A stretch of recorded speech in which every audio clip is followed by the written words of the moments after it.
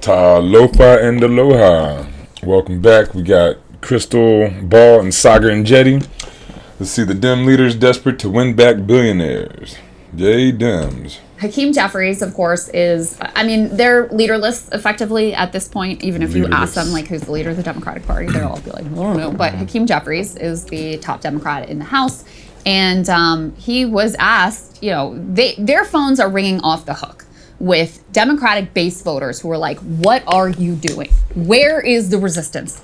Okay, you Democratic base people looking for leaders, go to the Green Party. Like, there was a video that came out last week of all of these Democratic members of Congress going to the Department of Education and wanting entry. There's one dude standing in their way, and they're just like, oh, I guess we can't go in that. But what are they going to do if they there's go in? Such frustration that they seem to be asleep at the switch.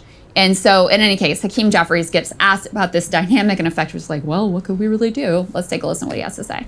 I'm trying to figure out what leverage we actually have. None. What leverage do we have? Weak They control sauce. the House, the Senate, and the presidency. It's their government. What When the Democrats controlled the House, the Senate, and the presidency, did they control the government? Did we get universal health care? leverage do we have? So, there you go. What levers do we have? So look. I Perfect example.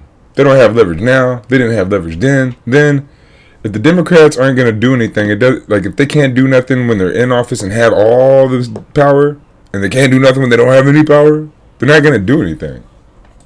I do love, and I think it was Ken that pointed this out on Twitter, how when Democrats have control of the House, Senate, and the presidency, it's like the Republicans are this immovable obstacle that they can't possibly get anything done.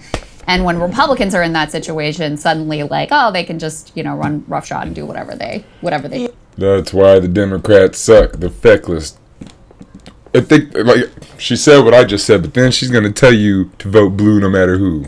Yeah, I think that I don't know. I really am still really skeptical of this Democratic resistance because it just feels like a very elite media project right now. Like, it feels like the neurotic liberals who read the New York Times are very outraged, the bureaucrats, Washington, but that's a question too of like, what is the Democratic base? What do they actually want here? What would a bunch of silly Maxwell Frosts... What does the Democratic base want? Let's see. We had Bernie Sanders out there getting the base all riled up for universal health care, higher minimum wage, universal pre-K, ending free college, things like that. That's what the base wants. Charging into the Department of Education do? create to a what end? media spectacle. That's the thing is like, to what your end? only tool and lever is attention. That is your only tool and lever, really. And that is the failure of the Democratic Party, is they do not understand, outside of like literally AOC and Bernie, they do not understand. Does AOC really understand it? Why did she say and Bernie? Bernie Sanders is not a Democrat. Don't give them his credit. That is, that's propaganda right there. She slid that in there so slick. That's some straight Democratic right-wing propaganda. These center right, like, go look it up. AOC, Democrats. There is no left-wing party of the two in the U.S. Center right and far right. That's what we got. Democrats and Republicans. And she's going to try to slide Bernie Sanders into the Democrats. Don't let these people do that. Hear them when they do that. That's the same as a dog whistle, right? There was no need for her to say Bernie Sanders in that point when she was talking about the Democrats, because Bernie Sanders is no Democrat. The attention economy? Absolutely. Is her style of politics really going to be like her going on Instagram Live calling Elon a Nazi? Like, do we really believe that that's a effective political strategy? I don't. I think he just looks silly. I think he looked like a college liberal. Well, let me say, at least she is doing something. But yes, in terms of understanding the attention economy, yes, I think she and Bernie are kind of the only two that. Now, just talking about the attention economy, you can talk about Bernie. He knows how to use the online platforms and whatnot. But he's not a Democrat. Don't lump him in with Democrats when you're talking about Democrats and leadership and stuff. Because if he was a Democrat, he'd be one of the leaders, wouldn't he? But he's not. So he's not. Truly do. And Bernie is impressed the hell. His man is really old, and he's still out there like with, I think, some of the... But quit lumping him in with the Democrats. It's so disingenuous. She's just lying to you here. Best messaging coming from the Democratic Party. See? Yeah, that's your only real lever and protest. And I would just say, like, I had all kinds of problems with the flavor. And speaking of Bernie, you need to go to the Green Party. Make it known that you're not a Democrat, that you are a lefty, that you do want universal health care, that you do want a higher minimum wage, that you do care about climate change. And if you do care about all these things, you know the Democrats aren't for you. Go to the Green Party, Bernie. Become one of the leaders. Go throw rallies in every state for the Green Party. Get this movement in a place that will keep your movement going. Not in a place like the Democratic Party that will kill your movement as soon as they get a chance. You give your movement to the Green Party, that it'll live forever. Flavor of the Democratic resistance back in 2016. You know, Russiagate, I was a critic of, et cetera, et cetera. But ultimately, in some ways, it did work. Russiagate worked out. We were talking about Trump's approval rating. They were able to keep his approval rating suppressed and under a majority the entire time. Yep. They did very well in the midterms. He lost in 2020. So there's been this... Trump lost in 2020 because of his handling of COVID. Anyone would have beat Trump just about in 2020 because he messed up. Joe Biden didn't beat Trump. Trump lost. It was no Democratic... resistance. There was no Democratic resistance to anything. It was just COVID. That's the only reason Trump lost. Among elite elected Democrats, there's this assumption of like, oh, well, we tried this like all in Trump resistance and it didn't work. And it's like, well, but at least it did do something. Like clearly just sitting back and letting it all unfold. And I think one of them said like letting him punch himself out is not going to do anything, and I think it's foolish. So I think that there's two problems. Human performance to me is... Backing the Dems and calling yourself a left-wing party or a left-wing person is foolish. This is never straight. Oh. It's a path that twists but... It's a path. One of them is they don't understand the attention economy and how that is your major lever for pushback and doing what you can to contribute to a genuine grassroots revolt, which again, They understand the attention economy. They had Barack Obama in 2008 run a huge campaign, got a lot of attention, right? They had Bernie Sanders 2016 and 2020. Lots of attention economy to the T, perfectly. They see Donald Trump run the attention economy. They don't want left-wing attention. They want right-wing attention. But you can't outright Donald Trump especially, but you can't outright Republicans. Sometimes you can, but when you have someone as far right as MAGA Trump, you're not going to outright wing them, you know? So there might be somebody who's not as strong as Donald Trump in the Republican Party next time or the time after, and the Democrats might outright wing that person and win, but that still doesn't help people out. It won't help America out, and it won't help the world out. If you want left wing, doesn't matter. They know the economy attention. They used it, but if you're going to be a left wing party, that's what it is. They're going to get left wing economy attention. They don't want that. They'd rather have Trump than Bernie Sanders. They put Hillary Clinton against Trump knowing that she was going to lose. You saw the attention Bernie had. I'm pretty sure he was going to beat Trump. They didn't want that. They'd rather lose with Hillary than win with Bernie. There is something happening here because the level of calls that they're getting at the Senate, 1,600 a minute, is off the charts. Normie Democratic, like the local Democratic voters. Did she say they were getting 1,600? Which again, there is something happening here because the level of calls that they're getting at the Senate, 1,600 a minute, is. If there is this much attention on politics right now, all you 1,600 callers a minute, call the Green Party. Just call the Green Party, get online, join up, become a member, do the $5 donation, $10 donation. Let's keep it small, people, whatever. Everybody, some of you guys can run. Let's take out Chuck Schumer, Nancy Pelosi. We're not going to do it through the Green Party. We can do it. We're not going to do it through the Democratic Party. If we try through the Democratic Party, they'll outfund us. If we go through the Green Party, we'll run with each other. We'll help each other out. Bernie, come help us out. AOC, come to the good side. But even if they don't, let's get the people around, just build it up. Get the people who can talk, charismatic people, to get out there, talk for the Green Party, lead for the Green Party. All we need is a movement. We get a movement and we'll sustain it. Just like Trump did. He got a movement. He's sustaining it, right? The Republicans sustained their movement. The Democrats killed their movement. The Green Party won't kill the movement. 1,600 calls a minute. Make those 1,600 calls a minute to the Green Party. Off the charts. Normie Democratic, like the, local Democratic voters are disgusted with the party and the fact that, and that is very different. These. And so now she has this platform. She knows these people are disgusted with the party. What are you doing? What are you telling people to do? People were like heroes to them previously. MSNBC was heroic to them, etc. That is all broken and gone. So in any case, that is the best thing that they have available to them. But the other problem, which gets to the Politico tear sheet that we can put up on the screen, is that really what they need to do is make an argument against oligarchy, make an argument against an Elon Musk and his billionaire buddies running the government. And that is going to require a choosing, a true, which side are you on kind of a moment. And you have leaders in the Democratic Party. I'm pretty sure we know which side they're on. Again, she knows the chart, the video talking about regular people. The bottom, I think, was 90%. Got that 30% line. The top 10% get their own line that's closer to the 45 angle. They work for the donor class. You want a party that works for you? Let me just keep beating this dead horse. Go green.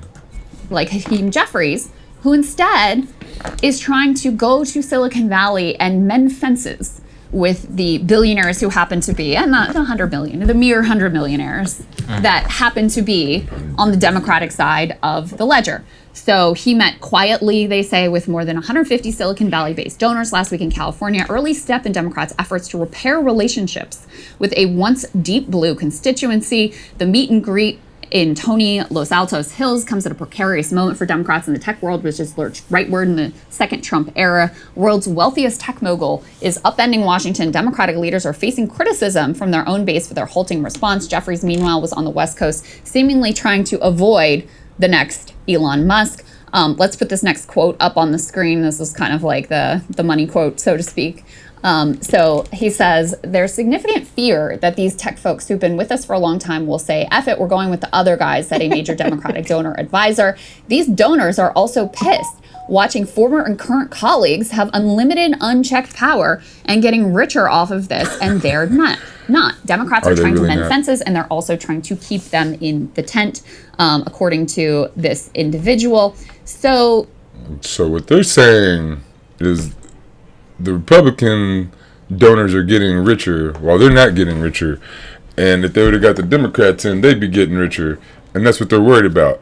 They're not worried about you getting universal health care. They're not worried about the people getting deported. They're not worried about any of the policies. They're worried about their pockets.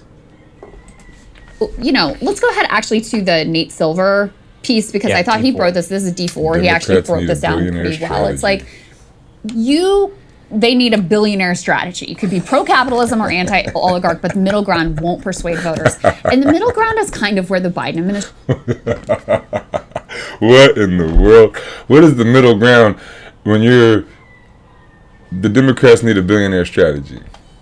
You can be pro-capitalist I thought it was saying and anti-oligarchy. Okay. Or anti-oligarchy, but the middle ground, wait a second.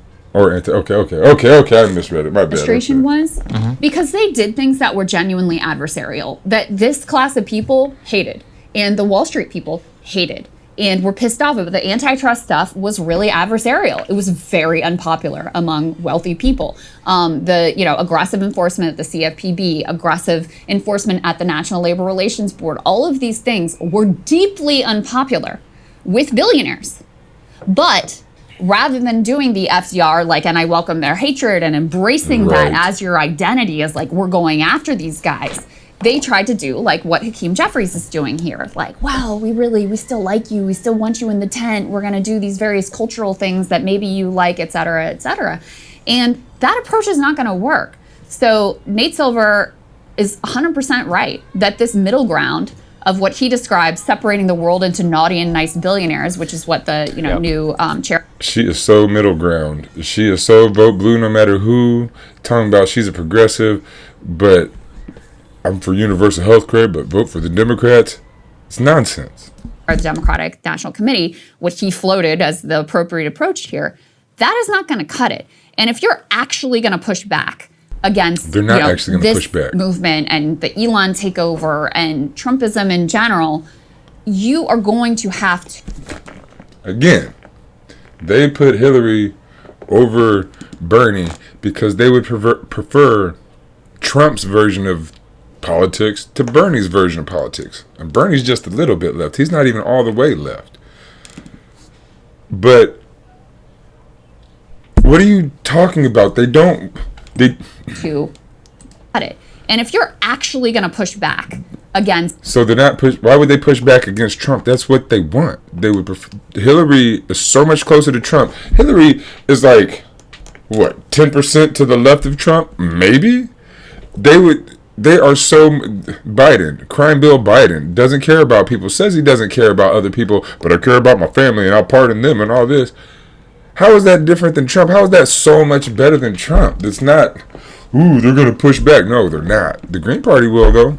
This movement and the Elon takeover and Trumpism in general, you are going to have to make a choice. You are going to have to either basically capitulate to that, or you're going to have to burn some bridges with the donor class, and they do not seem ready to make that choice. Well, I don't think it's structurally possible. The Democratic Party is the party of elite, white, educated liberals and elderly black people. Like, that's basically it. So, okay, so if we look at the elite, white, educated liberals, these are NIMBY-style process, elite, institution-worshipping, neurotic master's degree holders who make approximately $200,000 to $300,000 per year. They love, like, Reid Hoffman and all these other people. They, to the extent they hate Elon, it's because of, it's not because of CFPB. Should we put it that way? They hate him for being like a traitor to their class or culturally right or whatever.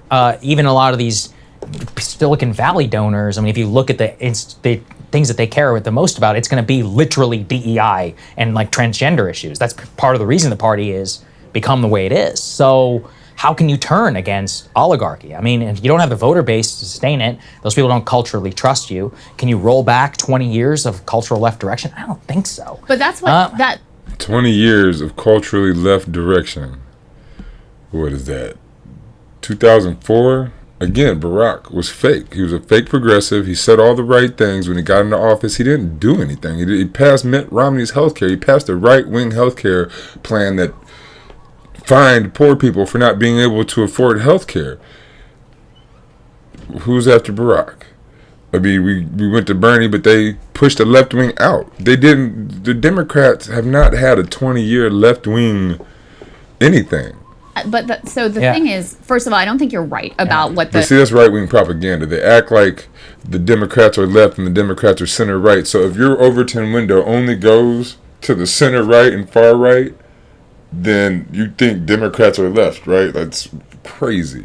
But if you have a full Overton window and you know what left wing is, like you say you actually include communism as part of the left wing and the community and people, is different than capitalism and money or corporations controlling everything. There's a different perspective then.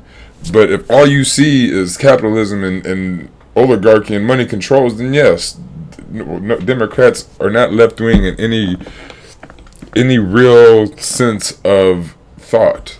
Like if you have an actual Overton window, it's nonsense. The normie Democratic base wants, like, they are appalled. What do they want? They are appalled by what's going on here. They want to. The normie Democratic base wants health care, wants food, wants housing. We want to. I'm not a normal Democratic base, but regular people. Don't you want to be able to afford a house? What was the American dream? We could all get a house at a decent price, work one job, buy a house, supply for, or what do you call it, afford or supply for my family, one spouse and 2 children, 2.5 children, whatever it is, a dog and a white picket fence. Now, I mean, got the women's movement, everybody's equal, all right, cool. So it could be the woman working and the guy staying at home, or the guy working and the woman staying at home. But there should really only need to be one job in a house. That's what the whole American dream was. Preserve the country. They want some, basic they want to preserve their wage institutions, increases. which they're and in charge of. I think you underestimate too how much the economic precarity has creeped up to middle class, upper middle class people, where it's not just the sort of traditional working class that feels that level of precarity. I also would say you very much overestimate where we are in terms of the realignment. Trump narrowly won, voters under, what was it, $100,000. he didn't even win a majority of the vote. He won the popular vote, but he did not even get to 50%. So you still have, plenty of working class voters within the Democratic base coalition. So there's no doubt that the Democratic base is appalled at what they see unfolding under Trumpism. Like, that piece is not a question to me whatsoever. And the Democrats have to your point, they have to regain some of those working class voters who voted for Trump this time around. They have to bring them back. Working class, just go to the Green Party. Fill the new party. Let's do this movement. Let's get it going, and we'll sustain it. Into the coalition. And if you're actually going to do that, I think you have to make a stand against Elon and oligarch control, and you have to have credibility with regard to, burning the bridges with, your own donor class. Now, where I see the more structural problem is that people like Hakeem Jeffries is not in this position because he's such a brilliant visionary or whatever politician. He's there because he can raise a lot of money. Nancy Pelosi, who does have some skills at least, but her main hold on power was because she was an absolutely prolific fundraiser. The vast majority of Democratic candidates are not there because there was a grassroots well of support for them. There's a few of them that could genuinely be said are the case. But by and large, the game that you had to play to get to power in the Democratic Party is all about sucking up to the type of people that Hakeem Jeffries is sucking up to. So as a party that has self-selected for that group of people who has these connections and whose primary skill set is raising money, are they going to cut off their own individual, politician to politician? Are they going to cut off their own sorts of power? And that's where I think the real structural problem ultimately comes in, because if this was how you got into whatever position of power you have, you're not going to be really particularly amenable to completely changing course and orienting the party in a different way. I think you're completely correct. I think it's a bidirectional problem, though, because it does get point taken, etc. But who is the center of gravity of elite Democratic thought? Ezra Klein, right? Nate Silver, people who work in NGOs, the New York Times op-ed page. If you look at that center of gravity, it's not one that's ultimately going to be consistent with an anti-oligarchy strategy. That's one that's really uncomfortable. I actually think your point about economic precarity at the middle class and upper middle class is important, because part of the blackpilling of the upper middle class has been very interesting to watch, and is actually also part of how you have this more elite turn against the Democratic Party, because they're also bleeding some voters in that category, which... So if you really want a progressive left-wing movement, you're not going to get it in the Democratic Party. We know that. You can get it in the Democratic Party like a Bernie Sanders, and they'll kill it. They'll squash it. So if you want to waste your time, yes, let's keep working with the Democratic Party and seeing what can happen. We know nothing. So just go to the party that already has the values that we have as regular, normal, everyday people. Those 1,600 calls an hour, make them to the Green Party. Make them for yourself. Join the Green Party, fill the Green Party. Don't talk about it, be about it. Let's get this done. I'm going to leave this here. Again, the link will be in the description, like always. So if you want to watch the rest of it, go for it. And, just keep getting your information from across the spectrum.